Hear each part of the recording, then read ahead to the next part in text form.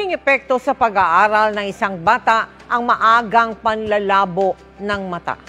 Kaya upang maagapan ang ganitong sitwasyon, libreng check-up sa mata at libreng salamin ang handog ng GMA Kapuso Foundation sa mga estudyante sa Biliran Province sa ilalim ng 2020 Kapuso Eye Project.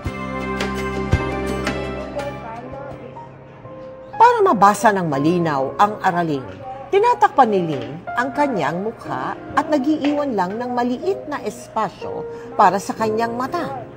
Kasalukuyang nasa grade 6 si Lynn. Hindi tuloy niya maiwasang mahiya sa mga kaklase. Malabo na daw, hindi siya makakita ng maayos.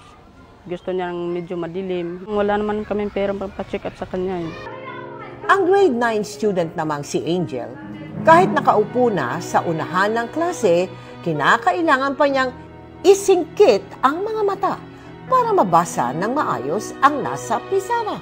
Simula nung grade 7 ako, pag tumitingin kami sa blackboard at sa mga laptop, mas lumalabo na yung pagtingin ko.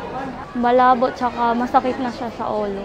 Ginagawa mong maliit lang yung tunnel vision, ibig sabihin, para yung light concentrated pumapasok sa loob ng mata para mas makita ka. Kulang nang yung magnification ng mata, kaya kailangan nang magsalamin ng patient. Kaya sa ilalim ng Kapuso 2020 Eye Project ng GMA Kapuso Foundation, katuwang ang Ideal Vision. Libreng eye check-up at libreng salamin ang handog natin sa 100 mag-aaral sa Biliran Province. Maraming salamat talaga, GMA Kapuso. Lumakbay kayo dito sa Biliran. Malaki talagang tulong nito, lalo na sa kanilang pag-aaral.